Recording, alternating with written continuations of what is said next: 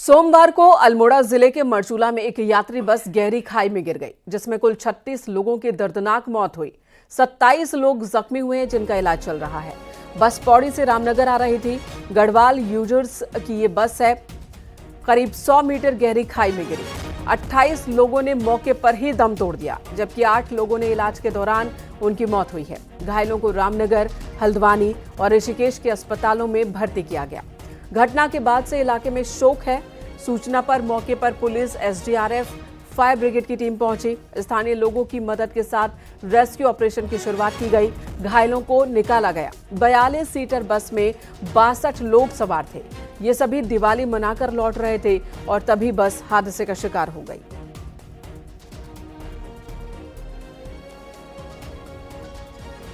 हम गांव से आ रहे थे, मेरे को मरचूला में उतरना था।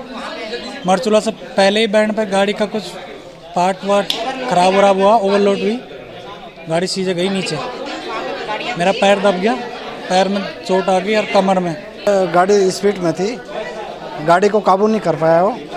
आवाज़ आई गाड़ी में और उसके बाद सीधे गदेरे में निकल गई गाड़ी।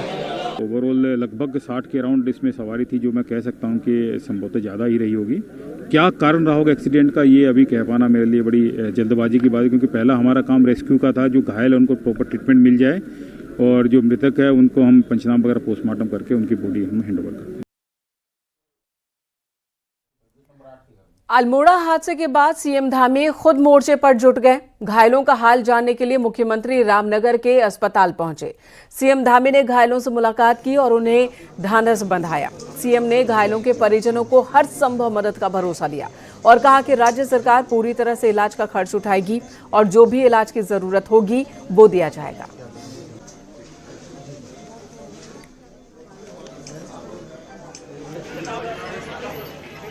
घायलों से मिलने पहुंचे सीएम धामी। कल दिल्ली में उनके कई कार्यक्रम थे, लेकिन उन सभी कार्यक्रमों को उन्होंने रद्द कर दिया और जैसे ही हादसे की खबर मिली तो सबसे पहले तो अधिकारियों को उन्होंने निर्देश दिए कि वहां पर राहत कार्य तेजी से किए जाए। जरूरत पड़ने पर हेली एम्बुलेंस का भी इस्तेमाल किया जाए, जिसका इस्तेमाल करना भी पड़ा था। और उसके बाद मुख्यमंत्री ने दिल्ली के अपने सभी कार्यक्रम को रद्द करके उत्तराखंड का रुख कर लिया और वहां पहुंचकर घायलों से मुलाकात की, पीड़ित परिवारों से मुलाकात की और सरकार की ओर से हर संभव मदद का भरोसा दिया।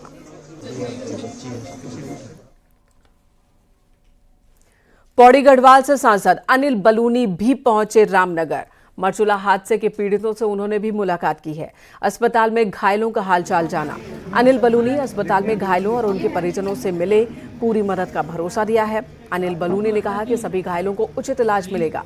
आपको बता दें, पौड़ी के रामनगर से बस ये जा रही थी। अल्मोड़ा के मरचूला में हादसा हुआ था। 36 लोगों की इसमें जान चली गई है। 27 लोग इस हादसे में घायल हैं।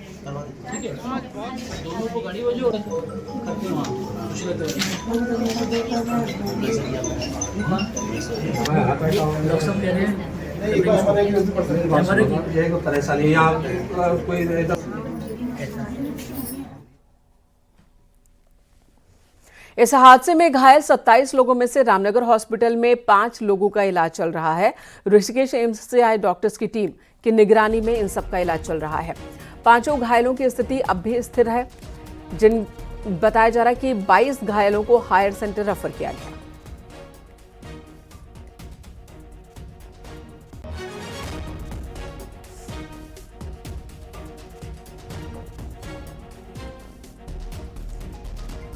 बाईस लोग जो कि गंभीर रूप से जख्मी हुए थे उन्हें हायर सेंटर रेफर किया गया है, जबकि ऋषिकेश एम्स से आए डॉक्टरों की निगरानी में रामनगर हॉस्पिटल में 5 लोगों का इलाज चल रहा है।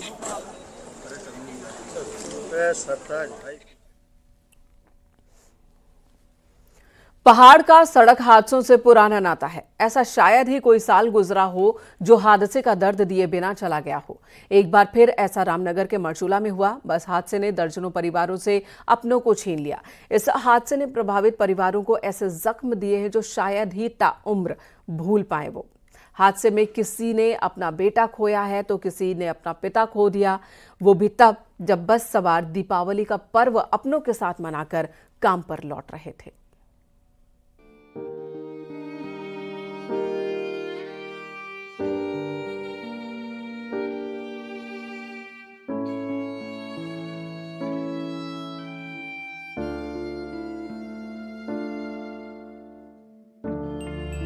सुबह बस में सवार होते ही इनकी आंखें नम तो थी, लेकिन ये आंसू अपनों से कुछ दिनों के लिए जुदा होने भर के थे। उस वक्त शायद ही किसी ने सोचा होगा कि बस में सवार ज्यादातर लोग अपनों से अंतिम विदाई ले रहे हैं। कई सपनों को आंखों में सजाकर यात्री अपनी मंजिल को निकले तो थे, लेकिन होनी को कुछ और ही मंजूर था। किन्नौर से रामनगर आ रही बस मारचूला के पास गहरी खाई में जा गिरी। इस हादसे में जिंदगियों को कब मौत निगल गई पता ही नहीं चला, जबकि कई घायल अब भी मौत से जंग लड़ रहे हैं। मारचूला बस हादसे ने एक झटके में दर्जनों परिवारों को हिला डाला। दर्दनाक हादसे में किसी ने पिता को खोया तो किसी ने बेटे को, किसी ने अपने पूरे परिवार को ही खो दिया, तो किसी भाई की कलाई ताउम्र के लिए खाली हो गई। वो गाड़ी का कुछ एक्सल टूट गया। गाड़ी का एक्सल वगैरह टूटा? अच्छा। और वो ड्राइवर ने मोड़ा नहीं, वो नीचे डाल दी गाड़ी। तो तुम कैसे कूदे बाहर? मैं कूदा नहीं, मैं एक दो बार तो मैं पलटी खाई। बस ने पलटी खाई? हाँ। उसके बाद मैं अपने आप नीचे, पता नहीं है, मैंने आके बंद कर लिया। तुम बस में ही थे? हाँ। अच्छा। मेरे को पता नहीं है मैं कैसे बाहर छटक गया। जीएमओयू की 42 सीटर बस में 62 यात्रियों की मौजूदगी परिवहन विभाग को सीधे कटघरे में खड़ा करती है। साथ ही ये भी 100% सच है कि पहाड़ों में यातायात के साधनों में भारी कमी है। कई रूट तो आज भी ऐसे हैं जिनमें सिर्फ एक ही गाड़ी चलती है। ऐसे में यात्रियों को ना चाहते हुए भी मौत की ऐसी बसों में सफर के लिए मजबूर होना पड़ता है। नतीजा यह है कि दर्जनों जिंदगियां कब मौत के मुंह में समा जाएं, पता नहीं चला। हालांकि अब पौड़ी और अल्मोड़ा के एआरटीओ को सस्पेंड कर दिया गया है, तो हादसे की मजिस्ट्रेट जांच के आदेश भी दे दिए गए हैं। क्योंकि त्योहार के बाद का ये सीज़न है, त्योहार के बाद जो त्योहार मनाने के लिए लोग अपने गाँव में आए हुए थे, वो यहाँ से लौट करके वापस अपने काम पर जा रहे थे। तो निश्चित है कि बस में ज़्यादा लोग थे, 42 सीटर बस थी। जो हमें आंकड़ा मिल रहा है अभी तक, जो मोटा मोटा, अभी कंफर्म आंकड़ा हमारे पास नहीं है, जो मोटा मोटा आंकड़ा मिल रहा है उसके हिसाब से ये बस ओवरलोडेड थी, और ओवरलोडेड बस होने के चलते इस हादसे में ज़्यादा जाने गई हैं। हादसे के बाद रेस्क्यू और मुआवजा भले ही प्रभावितों को कुछ राहत दे दे, लेकिन जिन्होंने अपनों को हमेशा के लिए खोया है, उस दर्द को शब्दों में बयां करना आसान नहीं है। एक जिंदगी के साथ कई की डोर बंधी रहती है। ऐसे में दर्जनों यात्रियों की मौत ने सैकड़ों लोगों का सब कुछ तबाह कर दिया। काश हम ऐसा सिस्टम बना पाते कि साल दर साल होने वाले हादसों में कुछ लगाम लग पाती, तो शायद बात ही कुछ और होती। न्यूज़ 18 के लिए गोविंद पाटनी के साथ विजयवर्धन उप्रेती की रिपोर्ट।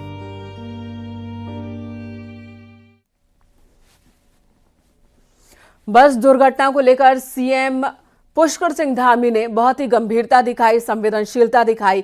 साथ ही इस मामले की जांच के लिए मजिस्ट्रेट जांच के आदेश दिए और आज से मजिस्ट्रेट जांच की शुरुआत होगी। बस दुर्घटना की जांच करेंगे कुमाऊं कमिश्नर दीपक रावत। दुर्घटनाग्रस्त बस की फिटनेस पर भी सवाल उठ रहे हैं। रोड सेफ्टी पर भी उठ रहे हैं गंभीर सवाल। रोड किनारे पैराफिट न होने की वजह से ही बस सीधे खाई में गिरी है। पहले बस का पट्टा टूटने की आशंका है। 15 साल पुरानी है ये बस। आरटीओ से 42 सीट के पास सीट में 62 लोग सवार थे। दुर्घटनाग्रस्त हुई ये बस।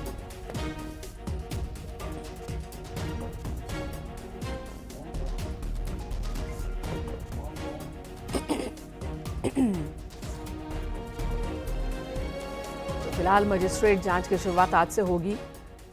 बस के फिटनेस को लेकर भी सवाल उठ रहे हैं और इस वक्त हमारे सहयोगी अल्मोड़ा से शैलेंद्र नेगी हमारे साथ जुड़ चुके हैं, तो वहीं रामनगर से गोविंद पाटनी हमारे साथ मौजूद हैं।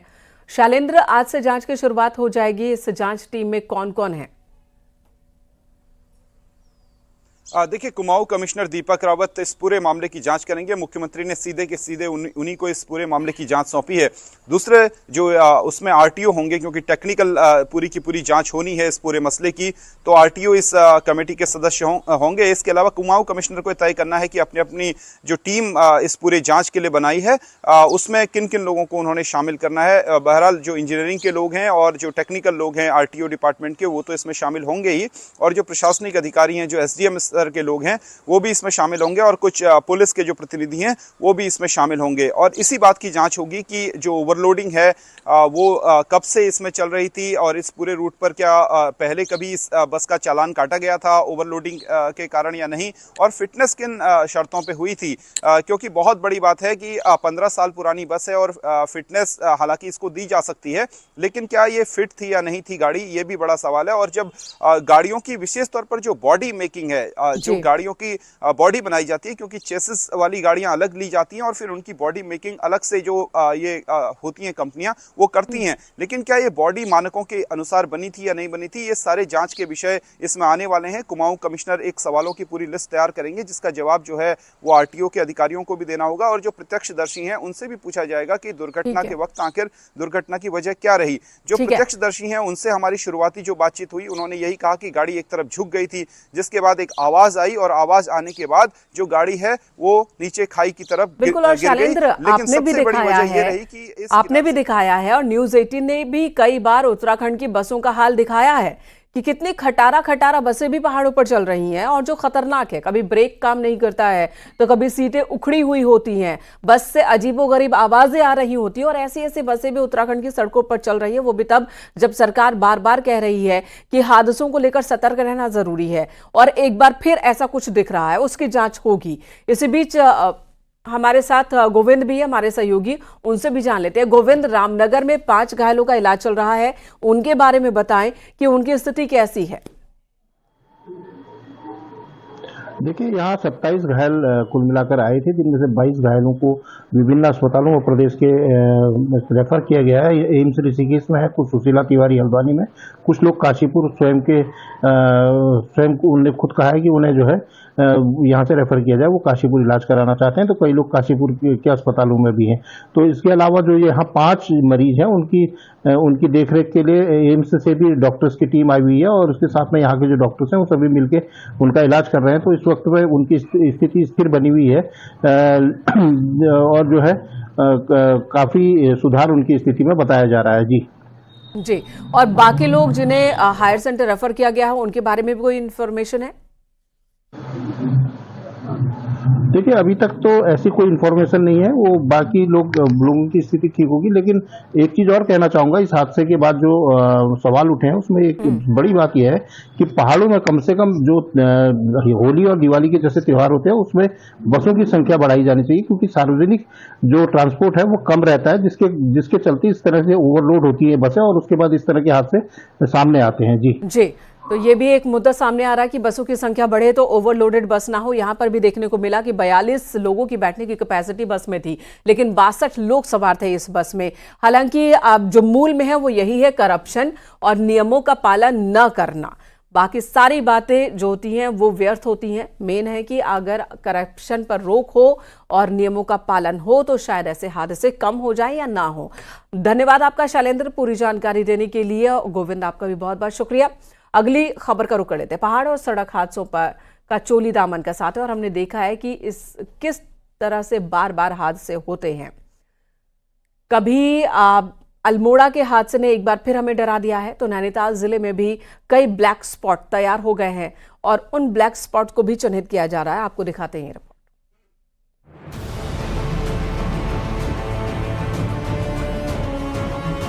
नैनीताल का भूमियाधार ब्लैक स्पॉट के तौर पर तैयार हो गया है। सड़क पर अतिक्रमण आज तक नहीं हटाया जा सका है।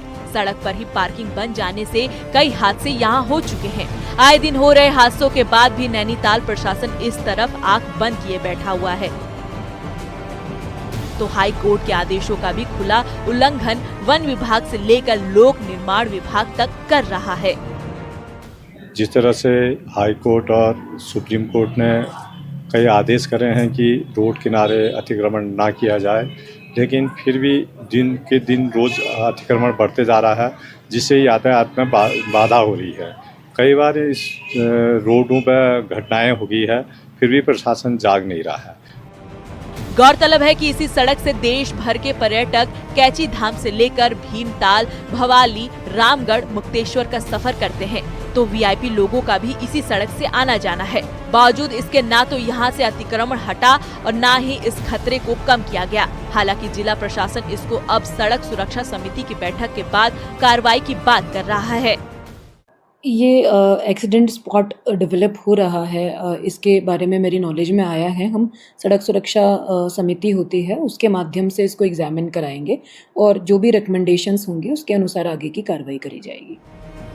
सिर्फ यही नहीं बल्कि कई स्थानों पर ऐसे स्पॉट तैयार हुए हैं और खतरा बड़े सड़क हादसों का लगातार बन रहा है। अगर इनको हटाया नहीं गया तो कभी भी कोई बड़ा हादसा हो सकता है। न्यूज़ 18 के लिए नैनीताल से वीरेंद्र बिस्ट की रिपोर्ट।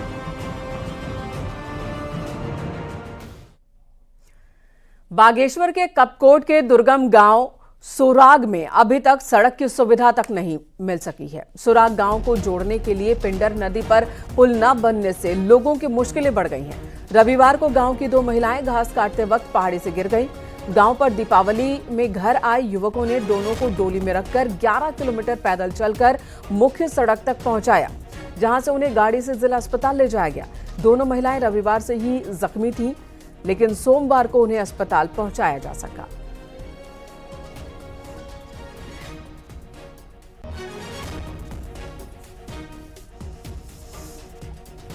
दोनों के दोनों इंजर्ड हो चुके हैं, तो कल ले जाना चाहिए था। हमारे पास मोटर मार्ग की सुविधा होती तो हमको कल ही ये डिस्ट्रिक्ट हॉस्पिटल तक पहुंच जाते तो इनका इलाज होता था। लेकिन मोटर मार्ग न होने के पुल न होने के कारण, रोड की स्थिति सही नहीं होने के कारण तो आज हम यहाँ पर खड़े हैं। और गंगोत्री धाम से 1100 लीटर का गंगा जल से भरा कलश नेपाल के पशुपतिनाथ के लिए रवाना हुआ है। ये कलश यात्रा कई पड़ाव से गुजरते हुए 11 नवंबर को नेपाल के पशुपतिनाथ मंदिर पहुंचेगी, जहां इस जल से भगवान शिव का जलाभिषेक किया जाएगा। पिछले कई सालों से गंगोत्री धाम के कपाट बंद होने के बाद गंगा जल को पशुपतिनाथ भेजा जाता है। गंगोत्री के दिव्य जल से भगवान पशुपतिनाथ का पूरे वर्ष पर्यंत अभिषेक होता है, जिसके लिए विगत वर्ष हमने 900 लीटर का एक कलश बनाया था। इस वर्ष 1100 लीटर का, जो विश्व में सबसे बड़ा कलश है। उत्तराखंड में 3 धामों के कपाट बंद हो गए हैं। रविवार को केदारनाथ और यमुनोत्री धाम के कपाट पूरे विधि विधान के साथ शीतकाल के लिए बंद किए गए। वहीं शनिवार को गंगोत्री धाम के कपाट बंद किए गए थे और इसी के साथ बद्रीनाथ धाम के कपाट 17 नवंबर को बंद किए जाएंगे। बद्रीनाथ धाम में तीर्थ यात्रियों के आने का सिलसिला अब भी जारी है। इस बार चारों धामों में रिकॉर्ड श्रद्धालु पहुंचे। पर्यटन से जुड़े कारोबारी भी खुश हैं। आपको बता दें कि केदारनाथ की अगले 6 महीने तक पूजा अर्चना ऊखीमठ के ओमकारेश्वर मंदिर में होगी। वहीं मां गंगा की पूजा मुखबा में होगी और मां यमुना की पूजा उनके शीतकालीन प्रवास खरसाली में होगी।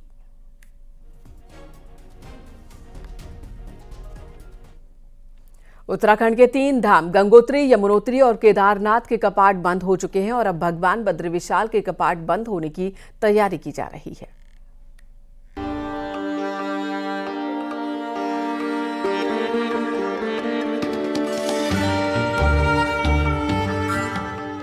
भगवान बद्री विशाल के कपाट 17 नवंबर को रात 9:07 पर बंद हो जाएंगे।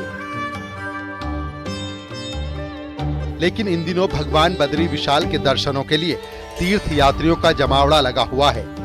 जहां अक्टूबर में 1 लाख से ज्यादा तीर्थयात्री बद्रीनाथ धाम पहुंचे, तो वहीं दीपावली के बाद भी भगवान बद्री विशाल के दर्शन के लिए तीर्थ यात्रियों का जमावड़ा लगा हुआ है। हर रोज 5000 से ज्यादा श्रद्धालु बद्रीनाथ धाम पहुंच रहे हैं। आज मुझे ये सौभाग्य मिला कि मैं यहाँ बैकुंठ धाम के दर्शन करूँ।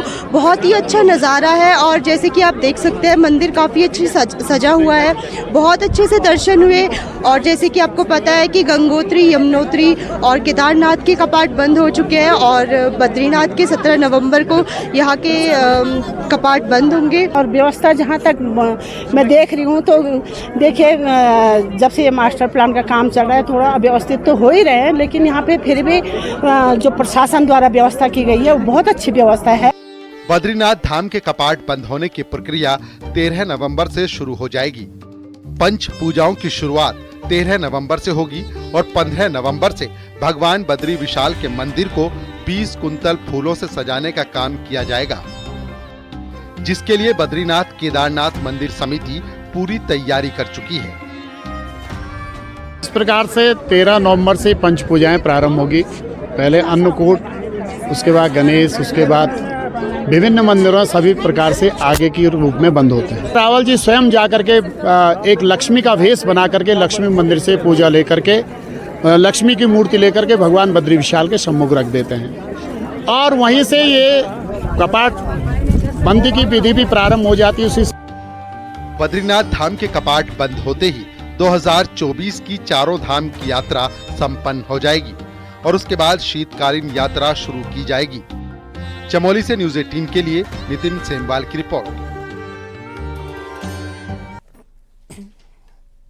गंगोत्री यमुनोत्री धाम के कपाट बंद होने के बाद दोनों धामों में सन्नाटा पसर गया है। वहीं सभी व्यापारी निचले क्षेत्र की ओर लौट आए हैं।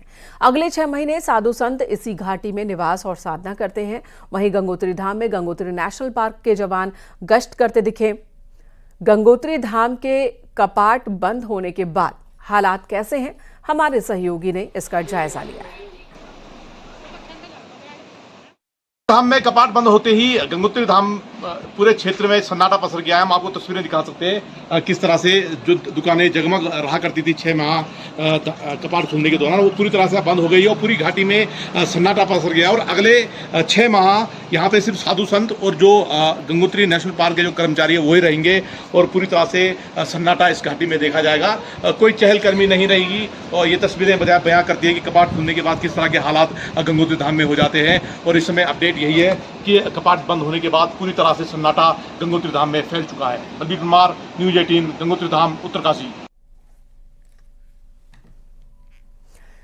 रुद्रप्रयाग में तृतीय केदार तुंगनाथ मंदिर के कपाट बंद हो गए हैं। सुबह 11 बजे पूरे विधि विधान के साथ तुंगनाथ के कपाट बंद हुए। सुबह की पूजा के बाद 10 बजे मंदिर का गर्भगृह उसका कपाट भी बंद किया गया।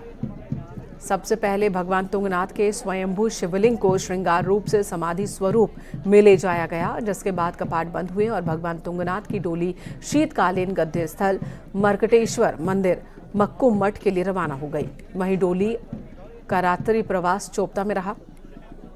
कल चोपता से फिर ये डोली दूसरे पड़ाव के लिए निकलेगी।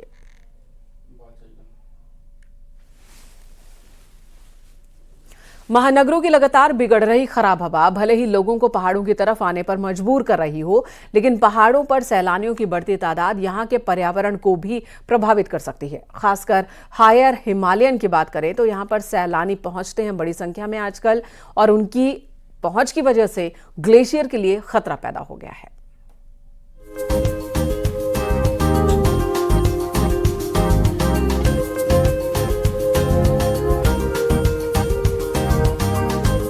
एक दौर था जब मैदानी इलाकों में सैलानी सिर्फ गर्मियों में ही पहाड़ों का रुख करते थे, लेकिन अब ऐसा नहीं है। गर्मी हो या फिर सर्दी, साल भर पहाड़ सैलानियों के पटे रहते हैं। असल में बीते कुछ सालों में मैदानी इलाकों में हवा लगातार खराब हो रही है, जिससे राहत पाने के लिए सैलानी पहाड़ की ओर रुख कर रहे हैं। खासकर एनसीआर से भारी संख्या में सैलानी पहाड़ों की तरफ आ रहे हैं। पहाड़ियों का रुख करने वाले ज्यादातर सैलानी साफ हवा की तलाश में यहाँ पहुँच रहे हैं। अद्भुत है और चमत्कार ये मौसम है। दिल्ली की जो वायु है उसमें इतना प्रदूषण और इतनी जहरीली हवाएं हैं कि उसको सहन करने की शक्ति इंसान और बिल्कुल भी बची नहीं है। बीते कुछ सालों में हायर हिमालय में रोड की कनेक्टिविटी बढ़ी है, जिससे सैलानी आसानी से इन इलाकों तक पहुंच रहे हैं। सैलानियों के साथ ही गाड़ियां और हेलीकॉप्टर भी हायर हिमालय में पहुंच रहे हैं। नतीजा ये है कि हायर हिमालय में इसका खासा असर हो रहा है। एक तरफ जहां ग्लेशियर की गलने की रफ्तार जोर पकड़ रही है, वहीं तापमान में भी इजाफा हो रहा है। यही नहीं, हायर हिमालय में बढ़ता इंसानी दखल उत्पादन पर भी असर डाल रहा है।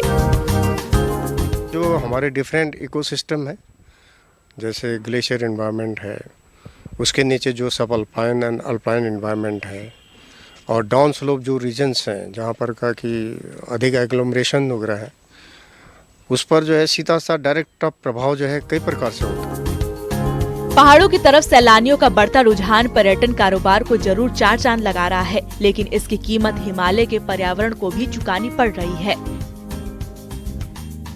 यही हाल आने वाले सालों में रहा तो तय है कि इसके भयावह नतीजे भुगतने होंगे। ऐसे में बेहतर यही होगा कि हायर हिमालय में सैलानियों की संख्या को रेगुलाइज किया जाए, ताकि पर्यटन के साथ ही पर्यावरण भी बचा रहे। न्यूज़ 18 के लिए पिथौरागढ़ से विजयवर्धन उत्प्रीति की रिपोर्ट।